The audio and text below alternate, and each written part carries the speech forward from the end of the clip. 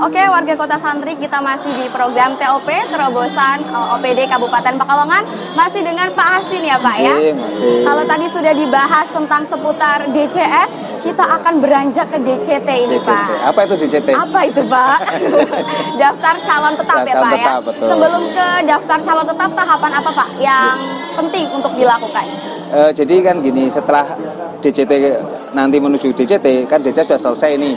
Tahapannya nanti setelah pasca 28 ini masukan selesai, KPU akan mulai action, kemudian KPU akan mulai menyusunnya. Menyusun rancangan daftar calon tetap. Dalam menyusun rancangan ini, kemudian pada saat tanggal 24 September ya, sampai 3 Oktober ini KPU akan tahapannya adalah pencermatan DCT, daftar calon tetap. Nah, di pencermatan dalam calon tetap ini partai punya kesempatan. Jadi di PKPU 10 tahun 2023 ini dijelaskan bahwa 2022 ini bahwa partai ini punya kesempatan untuk melakukan perubahan-perubahan ya. Misalkan ada yang mau perdapil misalkan. Semula si A ini di dapil 1 mau pindah ke dapil 2 boleh. Itu bisa berarti? Bisa pindah. Di pencermatan DCT masih bisa. Okay. Pokoknya sebelum DCT ditetapkan itu masih bisa dirubah ya Pak ya? Termasuk bisa juga mengganti calon. Oh, yang tanggapan dari masyarakat tadi ya Pak? Bisa tanggapan masyarakat atau mungkin karena kemauan sendiri. Bisa tiba-tiba ada calon yang menyatakan mundur. Nah, kemudian dia minta partai untuk diganti, bisa untuk mengganti itu. Okay. Atau juga karena kewenangan partai.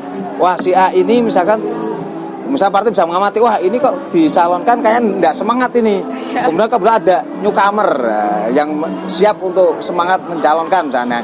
Ini bisa diganti. Yaitu di tahapannya nanti tanggal 24 September sampai dengan 3 Oktober. Oke. Nah, di pencermatan. Nah, setelah nanti pencermatan dari partai politik, setelah 3 maka KPU akan menyusun untuk menetapkan menjadi daftar calon tetap.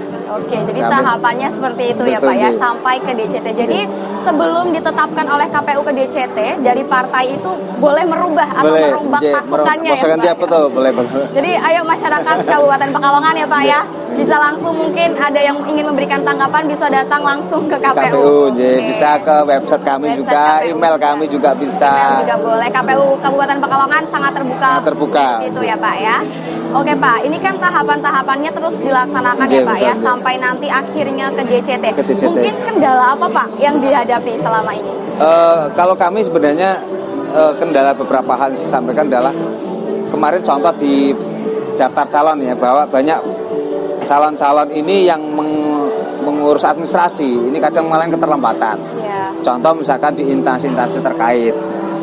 Karena instansi terkait itu kan hanya 5 hari kerja. Yeah. Sementara kalau tahapan KPU itu kan tidak mengenal hari kerja kan gitu. Setiap hari ya Pak? Nah, kita on time terus. Nah, kita kalau sudah tahapannya tidak mengenal libur. Sementara instansi kan harus libur. Yeah. Nah, sehingga banyak juga calon-calon yang mungkin mengalami kesulitan dalam mengurus proses administrasi. Misalkan periksa di rumah sakit. Yeah. Kadang-kala dokternya ada yang standby terus, ada yang dokter itu karena ini kan jasmani rohani. Yeah. Ada dokter jiwanya. Nah, itu tidak. Rumah sakit kadang tidak setiap hari standby dokter jiwanya. Nah, sehingga itu. Kemudian juga misalnya PN kan gitu. Karena begitu banyaknya misalnya diurus kan kadang PN juga karena manusia ya buahnya. Kadang-kala begini juga partai itu begitu data instansi kadang waktunya injury time. Nah, sehingga instansi mengelola bahkan kemarin teman-teman di instansi lain kan PN itu sampai lembur untuk menyelesaikan. Karena tahapan KPU itu tidak bisa mau tidak mau harus tepat, tidak boleh mundur. Misalnya tanggal 5 harus selesai. Tidak boleh lebih cepat atau lebih lama? Tidak boleh, harus tepat. Harus tepat ya Pak ya. Jadi sebelum ke DCT itu tahapannya masih panjang ya Mitra RKS. Terus nanti setelah DCT juga akan ada tahap verifikasi ya Pak ya. Dan untuk verifikasi sendiri gimana Pak? Jadi nanti kalau sudah kita melakukan klarifikasi ini ya, jadi misalnya di pencermatan DCT ini calon partai misalnya mengajukan menggantikan calon, kita akan klarifikasi administrasinya. Mungkin ke instansi terkait. Jadi terhadap dokumen yang diajukan oleh calon atau partai yang kita masih ragu-ragu untuk menetapkan, kita akan konsultasi klarifikasi ke instansi terkait. Ya, jadi sedetail itu ya Pak ya. Dan kalau saat verifikasi itu mungkin Pak ada mungkin kendala kayak ternyata tidak sesuai, itu gimana Pak? Kalau tidak sesuai ya dengan sangat terpaksa kita TMS kan, tidak memenuhi syarat. Misalkan tadi jasa SMA, oh ternyata si A ini tidak lulusan sekolah sini. ijazahnya didapat entah dari mana misalkan, ya otomatis kita TMS. Maka kita berikan pada partai untuk memberikan perbaikan selama masih tahapannya. Tetapi pada saat nanti ini sudah sampai 3 Oktober pencermatan selesai, kalau tidak ada perbaikan, maka TMS ya TMS, berarti tidak ada pergantian. Oke, berarti kalau sudah DJT sudah tidak bisa dirombak ya Pak, sudah tetap. Termasuk yang mundur pun tetap daftar namanya masih muncul. Masih muncul ya Pak ya. Cuma nanti kalau dia jam mundur, nanti di pengumuman TPS kita tempel pada waktu pemungutan calon partai A nomor sekian misalkan sudah mundurkan diri. Jadi kalau misalnya ada yang nyoblos ke nama itu, nanti larinya ke suara partai. Larinya ke suara partai ya Pak ya. Oke, jadi itu ya Mitra RKS. Jadi sebelum DCT akan ada tahap verifikasi dan setelah ditetapkan itu tidak bisa dirombak gitu ya Pak ya. Mungkin Pak kita akan ya, karena kan pesta demokrasi ini kan tinggal sebentar lagi Pak hitungannya ya. 14 Februari 2024. Harinya Rabu loh itu, jangan lupa. Rabu. Oh iya, hari Rabu. Tiap hari Rabu ya. Kalau pemilihan yang dilakukan KPU itu mesti harinya Rabu. Harinya Rabu. Biar untuk mengingat-ingat kapan hari Rabu gitu hari aja. Hari Rabu. Berarti tetap ya Pak ya itu selalu. Dan tanggalnya 14 Februari. Tanggalnya 14. Itu hari kalau anak-anak muda hari kasih sayang. Hari kasih sayang. Kita rubah menjadi hari kasih suara. Oke, dengan penuh kasih sayang kan gitu. Nih komisionernya, wow, jokesnya banyak banget Mitra RKS ya, jujur dari tadi off cam juga jokesnya keluar banyak banget gitu ya. Oke Pak, setelah menetapkan itu kan akan ada tahapan berikutnya. Itu apa Pak? Jadi kalau setelah nanti ditetapkan otomatis mulai tanggal 28 November ini adalah tahapan kampanye.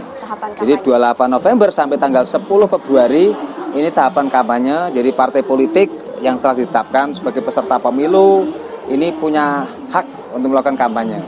Jadi menyampaikan visi misinya kepada masyarakat, memaparkan program-programnya kepada masyarakat.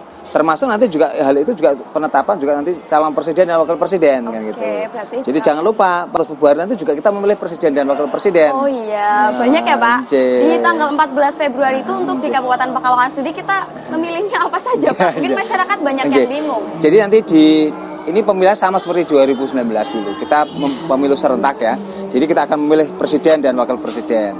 Kemudian memilih anggota DPR RI, anggota DPD RI, ya, kemudian anggota DPRD Provinsi dan anggota DPRD Kabupaten Pekalongan.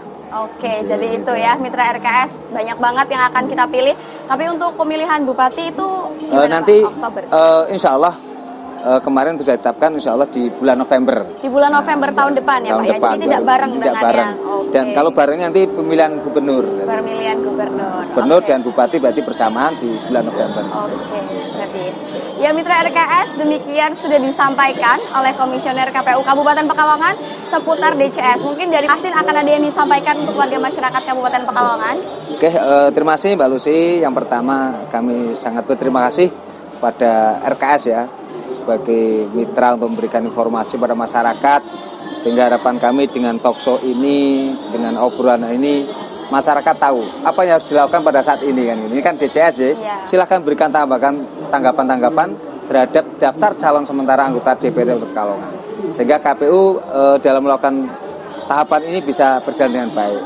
Dan animo masyarakat memberikan tanggapan ini bentuk bahwa pemerhati masyarakat. Nah, keterlibatan masyarakat di pemilu itu sangat penting.